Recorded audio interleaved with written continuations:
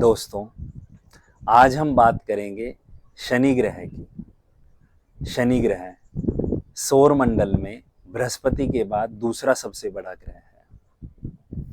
इसको शनह शनह भी बोला जाता है। यह धीरे धीरे चलता है।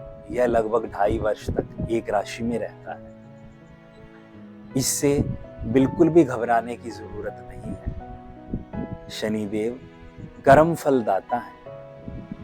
इनको अगर कुछ शब्दों में डिस्क्राइब करें तो इनको बोल सकते हैं डिसिप्लिन एंड रिस्पॉन्सिबिलिटी। यानी आप अपने जीवन में डिसिप्लिन रहें और अपनी जिम्मेवारियों को अच्छे से निभाएं।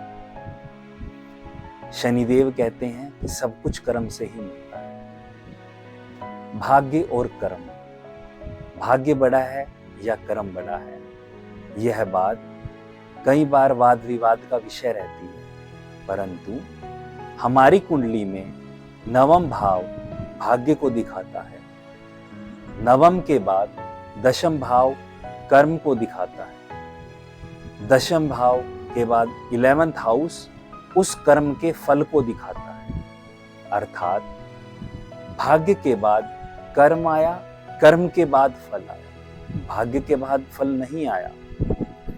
भाग्य से हमें कुछ अपॉर्चुनिटीज मिल सकती हैं, परंतु फल हमें कर्म से ही मिलेगा। आशा करता हूं कि इससे वह गुत्थी कुछ सुलझी होगी। दोस्तों, काल पुरुष की कुंडली में 11th हाउस में शनि कुंभ राशि में इस समय गोचर कर रहा है, जो बहुत ही फ्रूटफुल है। लगभग 30 वर्ष बाद शनि किसी राशि में गोचर करता है। जिन लोगों का मेष लग्न है वह जिन लोगों का मकर लग्न है, मकर लग्न से शनि द्वितीय भाव में गोचर कर रहा है, उनके लिए यह समय बहुत ही अच्छा है। दोस्तों, शनि यदि कुंडली में अच्छे फल नहीं दे रहा है तो जरूर आपके रिस्पॉन्सिबिलिटीज लेने में या आपके एफर्ट्स में कुछ कमी होगी। शनि के पास सप्तम दृष्टि के अलावा 2 दृष्टि और है, तीसरी दृष्टि व 10वीं दृष्टि। तीसरी दृष्टि का अर्थ है एफर्ट्स, कि बार बार किसी कार्य को करना, उसमें लग्न से मेहनत डालते रहना। 10वीं दृष्टि कर्म को दिखाती है। शनि कहता है कि आप पूरा मन लगा के कार्य कीजिए, फल की चिंता ना कीजिए, फल अपने आप आपको मिलेगा।